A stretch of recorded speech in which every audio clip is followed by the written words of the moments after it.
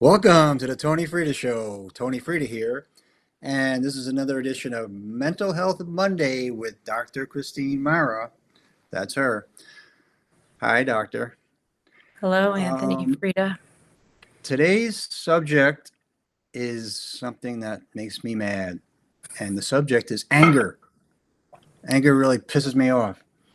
I'm going to talk about anger and what causes it, what other people have thought about it philosophically, spiritually, psychologically, physiologically, and we have our expert here to talk about the physiological and psychological machinations of anger and ways to manage it, therapeutic ways to deal with your anger so it doesn't hurt you or other people. Because anger is a dangerous, dangerous human emotion. And to talk about anger today. So in the Bible, they say that anger is rust on the soul. They say just like seawater will degrade and destroy a piece of steel, this is what anger has the power to do to your soul, to slowly rust it into oblivion. The Stoics and St. Augustine called anger temporary madness. Chase Hughes, he's not in the Bible, but he's a really smart guy. He says all anger is an expression of guilt or regret, which is very interesting, I think. And that makes me mad too. But then if you look at a Jungian perspective, Carl Jung said, when we get angry at something or the things that other people do that make us angry are really a reflection of the things that we don't like about ourselves, right? We're seeing something in ourselves that we despise, and then we project our anger onto that other person because we're really trying to lash out at the things in ourselves that we loathe. So it's self-loathing projection, right? So there's a lot of ways to look at anger. It's a signal, it's a sign that demands your attention, right? Something's wrong, something's making you angry. But it doesn't give you a license to lose control, right? That's where we have to have some ownership of our anger and some responsibility with it. We can't help getting angry, it happens. But then what you do with it is up to you. And it doesn't give you, just because you're angry, it doesn't give you a right to hurt other people, right? And that's easier said than done. But I'm working on it. And with some success sometimes. But I want to read this, like not the whole thing. I wrote this piece on Substack called All the Rage, where I'm trying to confront my own rage about any injustices I see in the world, because that's another way to look at it. Anger can be a righteous reaction to injustice, but the problem is when that desire for justice becomes seeking of vengeance. Vengeance is not justice, right? So anger can lead to wrath, which is violence, and vengeance, which is not justice. So justice is fine, vengeance is not. So let me read. I'm going to read excerpts from this thing I wrote because I tried to capture that feeling and try to understand this rage I have about the injustices I see from the ruling class, from the elite, from the Epstein people, from the drug companies, from the military industrial complex, the medical industrial complex. I mean, I see them as demonic. Food industry. Kills people with impunity and has the power to do it, to destroy our minds and our souls and our bodies and our children's future. And it pisses me off. But I'm trying to control that rage. So let me read this. The chromosphere of the sun is the ragged, tenuous halo where plasma fingers called spicules lance upward at 20 kilometers per second, only to dissolve into nothing. It's a paradoxical fury, 10,000 degrees Kelvin at the base, searing enough to strip electrons from atoms, yet thinning into near nothingness as it rises. dissipating into the frigid silence of interplanetary space. If I felt rage, and of course I don't, it would burn like the edge of the sun. If I felt rage, and I would never do such a thing, it might have been born in the cauldron of a corrupt and dehumanizing system. My anger would be like a looping arc of incandescent plasma that wants to free itself of gravity and burn everything in sight. But in reality, the fire vaporizes into emptiness, fury wasted on vacuum. If I was really pissed off, which is better than being pissed on, it would be because we've let misanthropes who hate themselves and project their self-loathing onto humanity in a global Jungian shadow play run our lives. If I had a reason to be upset, and I wouldn't, it might be because we've mistaken captivity for safety, sedation for happiness, and submission for citizenship. We are domesticated livestock convinced we're free-range chickens. The chicken part is apt, but we ain't free. The machine doesn't need to break our bones anymore. It just needs to break our wills. Science, a promised lantern in the dark, has been pawned off for grant money in Swiss bank accounts. Data is waterboarded until it confesses the right narrative, while genuine inquiry is drowned in the bathwater like an inconvenient infant. The tech gods handed us Promethean fire, but it has been alchemically transformed into liquid nitrogen and silicone, and we are captured within it. If I was angry, I'm not. It might be because we have been seduced into lovingly clinging to our personal spies, the glass rectangles that drip feed us curated outrage and synthetic joy, while original thought is algorithmically ground down to force feed the feed. If I was pushed over the edge, and I assure you I am within generously safe distance of said edge, it could be because the institutions we trusted to inform us, educate us, provide safety and security with our tax dollars are run by demons who hate us and are determined to vanquish the truth whenever it has the gall to try and illuminate the darkness. AI has been unleashed on humanity in a real-world mad experiment in which civilization itself hangs in the balance. But not to worry, I'm sure someone will fix any pesky problems the robots pose in our post-human future. Some brilliant philanthropic humanitarian. Like Bill Gates. He's so smart. Remember when he magically appeared to save us from the plague? That was so kind of him. He did such a great job.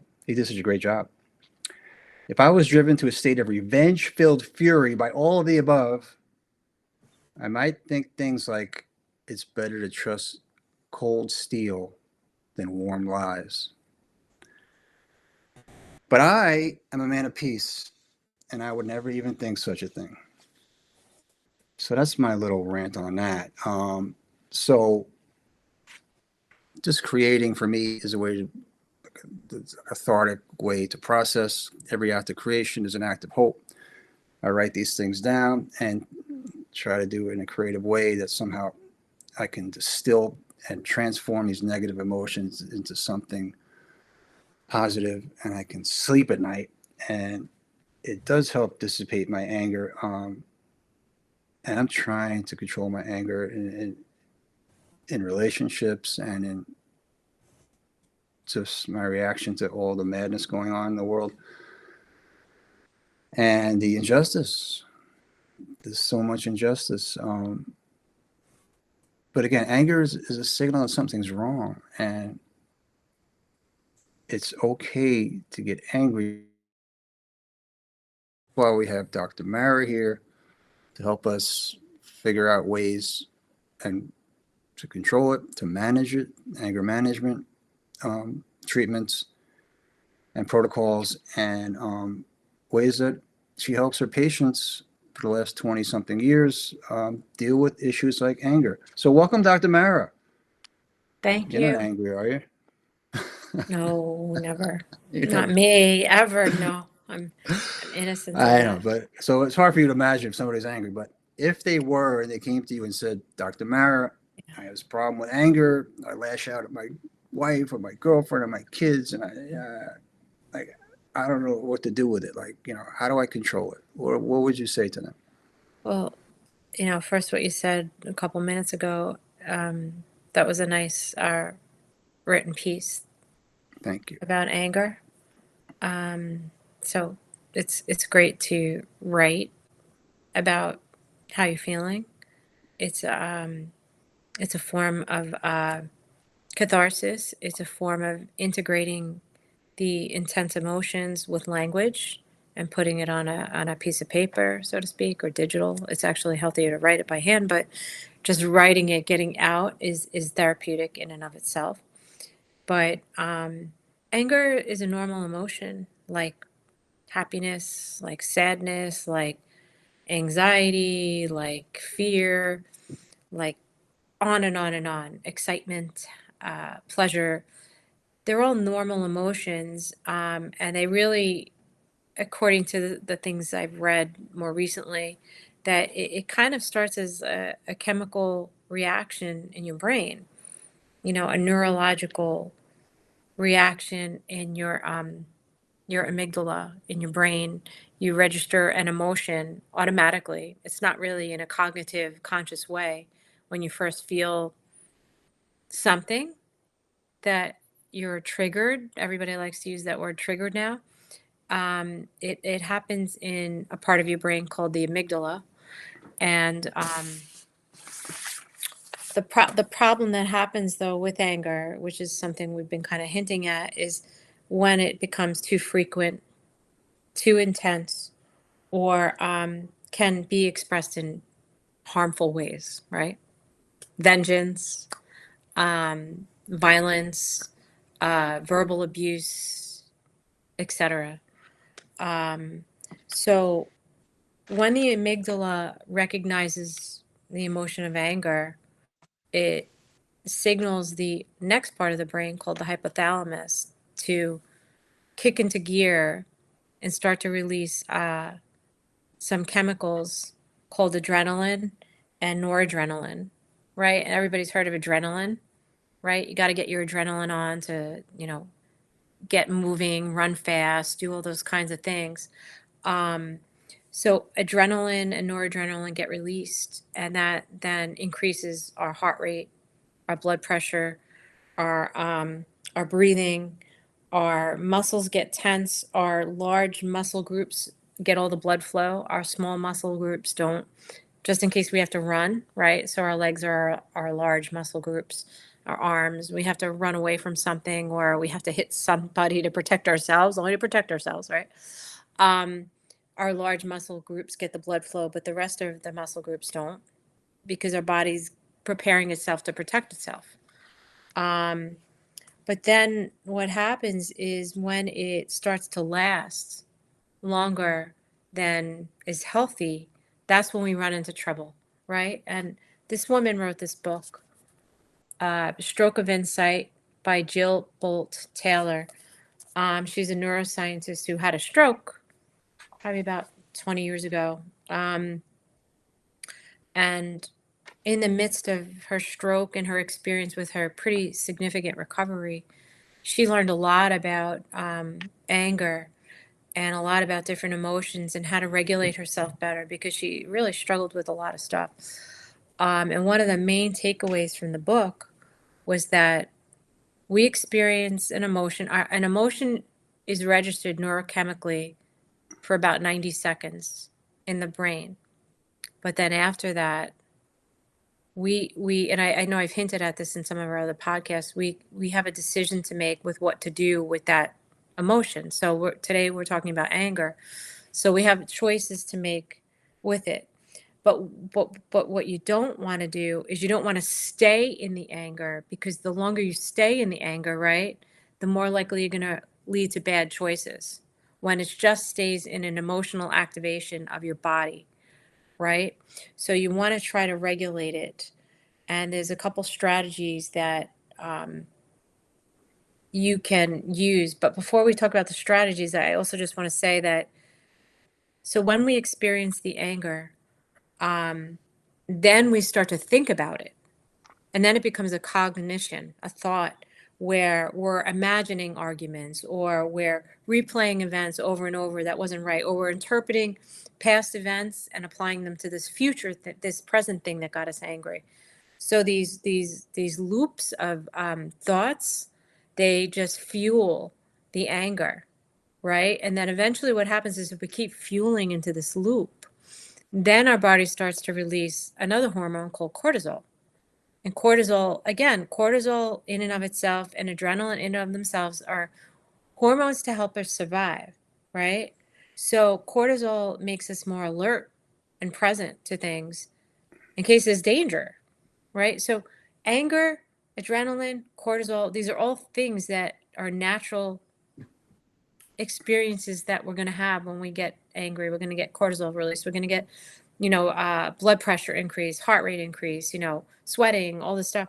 But then when we start to create these brain loops of possibly of distortions or misperceptions of reality, or misunderstandings of reality of what happened, or really just an injustice, like you just talked about, we have choices to make with what we're going to do to manage it so it doesn't harm us or harm other people, right? Or harm property, or create bad feelings that we have about ourselves. So one of the things, one of the neuroscientists, I can't remember his name, he's kind of well known, in a brief little video clip I watched, said, and I read it in a few different places, was about breathing, right? We all know about breath work. So to take some deep breaths for about 5 to 10 minutes, 4 seconds in and 6 to 8 seconds out, and do that a few times. And just the doing of that helps us with the, helps bring down our heart rate, right? Helps bring down our blood pressure. It helps relax our tension. The next thing that we want to try to do is notice all the places that we're feeling tightness and tension, right? It's usually our shoulders, our neck, our forehead, our hands. We kind of just like clench up, right? Because again, that's an instinct, right? We're getting ready. We might have to prepare for a battle or defend ourselves, right? That's the whole idea of all that muscle tension and jaw tension even, right? To protect ourselves from an injury. And then the next thing we want to do, and I know it sounds a little silly, but we want to say, I feel angry about that lady cut me off on the road. This is a very kind of very harmless kind of example right now. You want to say it out loud verbally. I know it sounds silly, but you really want to say it out loud verbally, because it's that you want to start to integrate the emotions in your brain that you're feeling on a physiological level with language in the prefrontal cortex, right? And when we integrate the hemispheres of the brain, when we put emotions into language, it helps us calm down. Again, it helps bring the energy down. The other thing that is in another really great strategy to utilize is something I've mentioned in other podcasts. I was going to say sessions, but podcasts with anxiety. You want to focus on the here and now and be very mindful of stuff. So I've used this with patients that struggle with anxiety. It's called 5, 4, 3, 2, 1. So to think about 5 things, you could just do it anywhere. 5 things you hear, or 5 things you see. 4 things you hear. So I hear the fan, I hear the birds chirping outside, I hear the chair rocking a little bit that I'm sitting in. I hear my voice right now. So that's 4 things. 3 things that you feel. So I feel the seat beneath my legs. I feel my notepad on my knee. And I feel a little breeze from the fan, right? So it's 3 things I feel. 2 things that you smell. I smell moisturizer lotion, and I smell my tea. 1 thing I taste right now, not much of anything except what I'm drinking, which is water, which doesn't have a taste. But anyway, the gist isn't really that you get anything perfect. The idea is that you take the focus off the rumination or the loop that you're in, and that you're thinking about other things, right? Other things that you can try would be to just look at the things around you and look at something that's kind of non-threatening. Like there's a beautiful painting on the wall in front of me of Andrew Wyeth called Christina's World. And it's very serene to look at that picture and very peaceful. So then now I'm not thinking about the lady that just cut me off, right? Um, then the other kinds of things that some people really like to use that they find helpful is to take a time out for 10, 20 minutes. Go take a walk, um, change of scenery, go into a different room, go out and water your plants, go take the dog for a walk. Just something like to switch your location, switch your environment. It kind of it tricks your brain out of the thing that got you upset a little bit. The other thing tied to that is moving your body, right? So movement is inherent when we feel strong emotions, because the hormones and the chemicals that are getting released in our body are released to help us survive. So they're increasing our energy level, right? They're increasing the energy load that we're feeling in our body, in our muscles, in our eyesight, in our blood pressure, in our blood flow. So we need to move to get those things out of us. Those hormones need to be released somehow. It's not just psychological that I'm saying this, but it's actually very physiological. We need to move. Those hormones, those chemicals, they need to do something. And if they don't, that's what happens, right? When all of a sudden you notice somebody gets angry at you and it didn't make any sense that they got angry at you, they probably had, something from their past, like you said, Chase Hughes mentioned, you know, insecurities or guilt or things that we have from their past we project on somebody else. But we also have this built up, pent up energy that we had nothing to do with, right? So it's a displacement, right? That's a defense mechanism Freud describes called displacement. You get yelled at, right, at work, but you can't yell at your boss for getting yelled at. So you come home and you kick your dog. Yeah. Poor dog. Well, Sorry about that, doggy. But the idea is that energy had to go somewhere. It had to go somewhere. Okay, so you didn't yell at your boss when he yelled at you. You didn't say F you, you're a jerk or blah, blah, blah. But you kind of held it all in. But the energy still had to be placed somewhere. That's why the importance of moving your body is so like inherent in helping us deal with anger.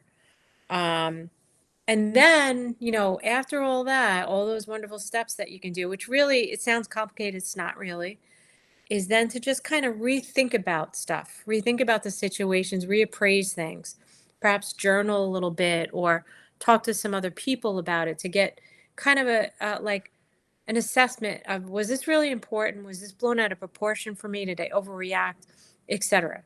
Right? And then long-term habits that you can utilize, that as you build these things into a regular practice, you'll see them as coping strategies all the time for anger. And I've talked about them before, which is regular aerobic exercise, right? Regular aerobic exercise, sweat out those fear hormones, sweat it out, sweat out those anger hormones, get it out of you. Okay, because then when you're done with those exercises, if you still have some kind of feeling going on, then you can be more clear-headed about the way you think about it and consider it and approach it. Getting enough sleep, so important. The more research is done, the more and more research that they do on it. Sleep and rest are so important. I've found that through my journey in getting better from being so ill from the brain bleed, that I've needed a lot more rest than I probably ever realized. Um, and also meditation and mindfulness are very important. They're not synonymous with each other. They are different things. Um, but both of them can be very beneficial to helping you manage your anger. Um, and then one of the other things they talk about is to limit your alcohol consumption. Because I know sometimes people might use that as a self-medication, as a sedating thing that might kind of calm those emotions down. But with some people, it can wind up making them angrier. The last thing they kind of talk about in this summary of stuff I read from neuroscientists is just developing better communication and conflict resolution skills. That would be with therapy or reading or, watching some podcasts on it. So that's the gist. I hope it didn't take too long to describe that, Anthony. There's more, but that's the gist. No, that's great. Well, I mean, we'll get back to so you could finish up with that, but that's all very sound clinical advice, and I mean, you must be getting a lot of people that have this problem because it's almost like this society. I mean, our culture, they call it the attention economy, but I would call it the anger economy because Hmm. it's like anger has been commodified to the extent that what I mean by that is Yeah. everybody's outraged, but that manufacturer is curated and algorithmically presented to us to elicit this anger, right? And because there's a lot of money in it. So think about like the George Floyd video went out, billions of dollars, came flooding into BLM. When a political Yeah. campaign wants money on the right, they'll show you Antifa, they get massive donations. On the left, they'll show you, neo Nazis, they get donations. So this manufactured outrage by showing extremes of the other side, people you should hate and be angry at, it fills you with this sense of moral superiority and righteous anger, and then people react by clicking and buying and consuming and And scrolling. you're talking about a lot of, mental manipulation that's going on there Yeah, with, well, it is. But I'm saying the point I'm making is I'm trying to, connect it to this epidemic, I would say, of anger. And a lot of it's manufactured because, in the morning, a guy picks up his phone, he's probably not angry. And then he scrolls down 3 or 4, posts, yeah, he's going to see something that makes him angry. That's not by accident because yeah. anger is a high energy emotion. This is where I'm going with this. So Hmm. anger, one way to look at It is anger a is, very high energy emotion. yeah, anger is high energy and depression's low energy. So you can't stay in this high energy state. So we kind of vacillate from anger to depression when we're in negative emotions, like a feedback loop. But the point is that when you're angry, another way to look at it is you have a deeper need. You don't have a need to be angry. You have a need for certainty. You have a need for to feel powerful because you're feeling powerless at that moment. Anger gives you this illusion of power, right? I'm angry. I'm powerful. I can hurt people. It's like so when you're having this desperate feeling of powerlessness, anger is a go-to to give you this illusion of power. And the So tricky part with it, though, Anthony, is that anger can empower you in effective ways and constructive ways. it But can, it but can it also be usually, manipulated to turn into the things you're describing, where it's manipulating social media is manipulating people to feel angry about things that they might not have felt angry about, yeah. is what So you're it's suggesting. societal, yeah. Yeah. It's manufactured outrage, but then there's another layer to it, and tens of millions of Americans on all kinds of drugs. Some of the drugs with listed side effect is anger, or Prozac, Zoloft, Paxil, Lexapro, Alexa, Luvox, Wellbutrin, prednisone, Chantix, and even Accutane, which is for acne. These Yes. have been associated with anger in a subset of the users. So Yeah. you have these multiple, causes creating this really angry society. And you just look around you, everybody's pissed off. Like you Well, were talking about diet opioids. too. That's a The real foods thing. people are eating, we don't know how chemically all these toxins that people are ingesting are affecting their nervous system probably pretty badly, more than people Absolutely. realize. And your nervous Absolutely. system is where your emotions are, right? Anger, sadness, depression, Well, anxiety, also, yeah, etc. also a lot of this food destroys your gut biome, so you're not, Yep. your gut is attached to your brain and it produces Yep. a lot of the feel-good hormones that are actually produced in your gut. Yep. So when you're killing that gut flora, harming your brain and creating negative emotions, and so it's all these stresses, right? You have the phone, you have the bad food, and you have there's also this we're constantly being bombarded with electromagnetic frequencies. There's a lot of stimuli that's overstimulating your brain and creating this angry population. Too And much stimulation, too much unnatural things that we're not being surrounded by nature as much, which helps give us calm and peace. exactly, nature gives you calm peace, and technology does the opposite. It's all proven. Yeah. The more you're on the phone, the more anxious and angry you're going to be. So that's Yeah. been proven over and over again, especially Yeah. in young people. But and then you watch these dystopian sci-fi movies. There's like a 3 or 4 of them where they send a signal through the phone, and the signal causes you to be extremely angry. It unleashes this rage in people, and they just start all killing each other. Right? It was in The Cell in Stephen King's movie. It was in The Kingsman. It's been in a few sci-fi movies where, and this is being backed up by actual cases with the Havana syndrome, and where diplomats have been subjected to different frequencies Microwave and frequencies, yes. microwaves, and it elicits this horrible tension in their brain, and sometimes to the point where they want to kill themselves, so, or hurt other people. So this is where it can be weaponized through technology and cause extreme anger and societal chaos. And some people think that's one of their plans.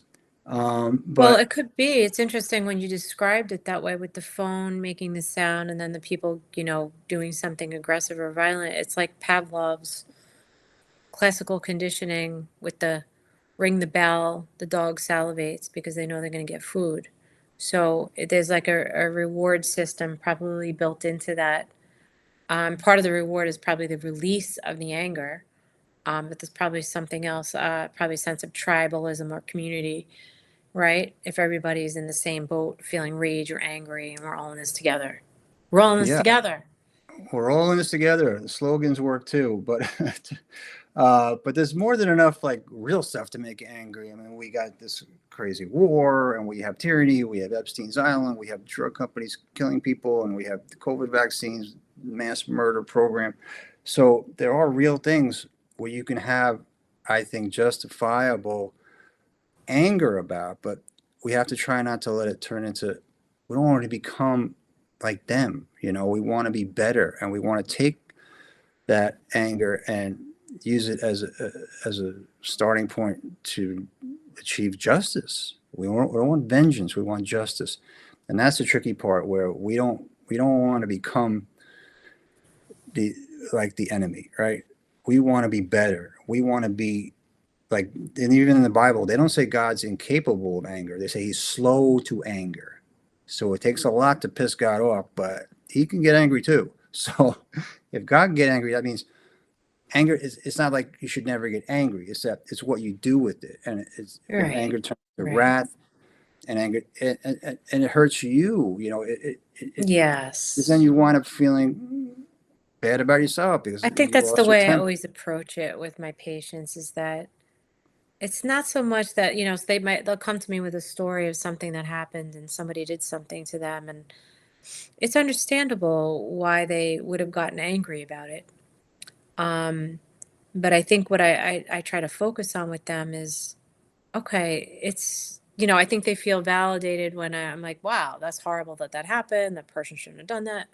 But then I say, okay, so, but what are we going to do about your anger so it doesn't hurt you? How can you resolve this feeling so it's not eating you and consuming you and destroying you from the inside out so that you can be resilient? So, I always allow them to express the things that happen that have upset them or made them anxious or sad or hurt. But then we also try to move into, okay, so, but what can you do? We can't change them. They're not in the room. You're in the room with me. And I want to help you not feel so bad. So Yeah. that comes from in here. That's the only place it can come from. Well, now Yeah. with phones, but And you know, it's tough. It's a tough one. I mean, the Stoics say there's never an excuse to get angry. Like no matter what the circumstances are, hmm you're still responsible for your own reaction to it. And if you get to a place of anger, you're making a choice. You're making a choice to get angry, and it's a very hard thing because you think like it's just a natural reaction. but they say we have more control over it than you think. It's And a natural you can't, reaction, but the length in which you go to with it is not. You can choose to do what you want with it then. yeah. And, but also it hurts you physically because you were talking about cortisol. And I was reading that, Yes. once you get angry, that cortisol level gets elevated for 6 hours. I mean, and that screws up your Yes. body for 6 hours. And then you can't focus on anything Your productive. DNA get think of your DNA like a little mountain with all this energy and health in it. And then every time you get a chronic cortisol release, it knocks that mountain down lower and lower, and it doesn't rebuild. Once that mountain is destroyed a little lower, and your DNA, your cell structure, you don't get that back. So stress, it becomes stress then, right? So it's anger turns into like a chronic state of anger is a stress on your body. Oh, You yeah. get hypertensity in your brain, which is less blood flow in your brain. People who tend to struggle more, this is said off the cuff, not based on research, but I'm guessing it. There's research. When you're stressed and angry more in a chronic way, you tend towards having more cognitive issues, dementia-related issues later in life.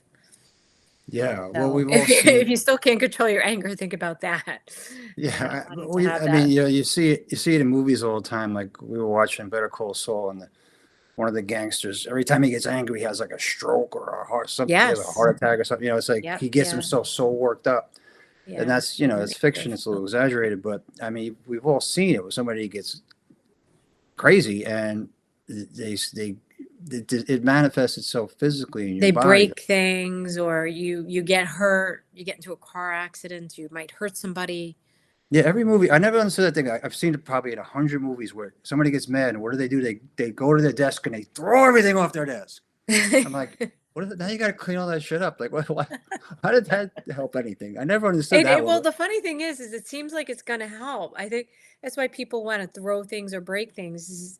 Is you Yeah, have, well, yeah, again, it's that energy. That's the yeah, adrenaline in the cortisol. The adrenaline and the cortisol, they need an outlet. yeah. So Breaking. that's why people do that, but it doesn't really get it out in the most productive way, Nah, right? that's Because not really productive. you're Breaking left your with own a stuff. broken phone or cleaning up a desk No, with but the think about mess. how many movies you've seen where the guy throws everything off his desk. Like I've probably seen it 100 times. Like you come up with something new. Like I don't know. It's the same trope every time. Throw it. I guess it's a visual demonstration of rage. Yeah, and it's a frustration with all the stuff on their desk represents the stuff of their life and their work and their job and their boss and everything that pisses them off, and they just throw it all on the floor. But yeah, no, managing anger is makes me mad. So I But found this acronym today when I was listening to one of my meditations about dealing with anger. So think of it as right, like the opposite of anger is sanity, right? Sort of, right? So the acronym control, is it's self-control. Yeah, SAIN, SAIN. I forgot the person who came up with it, so I apologize for that, but SANE. So the first letter is the letter S, and it stands for stop. So when you're feeling the anger, it's saying, whoa, whoa, just slow down, stop. And then the next step is allow. Stop and allow, they almost don't sound like they go together, but it really, it does, because stop escalating, allow yourself to experience the anger. Say, I feel angry about blah, blah, blah. And then the letter I is the next letter in SAIN, SAIN. It's not sane the way you would really spell it. Is investigate. So why do I feel angry about this? This is interesting. What the hell just happened? Right? So the saying I remember hearing from graduate school was be curious, not furious. So be curious about why you're having this feeling. So almost become like a scientific observer of your own emotions and feelings, right? Well, why am I having this feeling? And I know it sounds stupid to say that. People are like, oh, I know goddamn well why I'm feeling this goddamn effing feeling. But you still want to try to stand back from it and look at it. It's not yours. It's not in your body. You want to try to be a little more scientific, observant, more mindful about it. And then the letter N stands for being non-identifying, which means to say to yourself, I am experiencing anger because that lady cut me off on the road, rather than I'm angry. I'm Yeah. angry. I'm depressed. I'm this. Because once you say I am, you really, that's not who you are. You're not anger. Yeah. So, but The- when you say I am, you've attached this meaning to it that it's very hard to get out of that loop then. So, dealing with anger, stop, allow, investigate, and non identify, which is yeah. Don't. awkward wording, but Well, you don't identify as I'm angry or I'm sad or I'm bipolar, because then it's like no. it's You're endemic to Tony who you Frida. are. I'm Christine. We are a person who experiences this feeling, Yeah, but it's a right? limiting description of who you are. You're putting yourself in this little box, like Right. I'm this, whatever I'm that thing is. angry. Yeah, it's like you're okay, good for you. You know, it's like, but I think at the end of the day, the Stoics have a point. I mean, it is about the opposite of anger is like self-control and peace. And because if you have complete control of yourself and your emotions, you're not going to get angry. So it's easier said than done. Believe me, as Christine can attest to, knowing me for 5 years. But I read a interesting thing from the Agony and the Ecstasy, which is spoke about Michelangelo, and he was working on the Sistine Chapel, and it was cold, and somebody asked him like, "Aren't you freezing up there? Like, what keeps you warm?" He said, "My anger and indignation is what keeps me warm." So he had a fire burning in him, Yeah. and sometimes that anger can be used as fuel Yes. for creativity. For your If you can channel it into creativity. something productive or true justice, Exactly. then it has a purpose, right? But if And you're just rather than destruction. not just creative, not destructive. If you're just lashing out at like a school shooter just killing random people because you're angry, like obviously that's pure evil. But if you can channel your anger into something where you're helping people, or you're creating something Constructive. Constructive. beautiful, something constructive, something Hmm. creative, creation, not destruction. Um, then, I mean, that's to me the only good purpose of anger. The other one is obviously, to defend if somebody was going to hurt you, and I had to get angry to hurt them or protect you. That's the other, good use of anger, just self-defense or defending people you love, like because Oh, yeah. Yeah. in the cause of self-defense, like somebody starts something with you and they're trying to hurt you, like you got to get angry just to have the energy Yes. to fight with them. That's So what you have the adrenaline for. Yeah. that's what it's there for. Yeah, it's there for, Yes. it's an existential uh emotion, but we overuse it to the point where we'll get angry about everything, and it's like the littlest thing could have them angry for days, and obviously that is not good for anybody. It's not good for you. It's not good for the people around you. It's just not a good way to live. Um, so be slow to anger. Be like God, um, Sane. and be sane. I know it's hard to be sane in an insane world, but remember it's one of the seven deadly sins. So uh, hopefully these things help you manage your anger. I understand it if you get angry. I wrote a whole thing about it. So uh, try to channel it into something creative, productive, I have no constructive. familiarity with anger, Anthony. Christine never gets angry. But if she did, she has ways to manage it. And I think that's really important. Some of the ideas you have and expressed today, and I hope that it helps the audience, people Yeah. who are So, struggling with just trying to control your anger. And believe me, we get it. Don't feel bad about getting angry. It's going to happen, but there's plenty of reasons to get pissed off. But it's better than being pissed on. So that's what my father used to say. yeah. So hopefully this helped calm you the hell down out there. We love you, and stay unangry. Peace.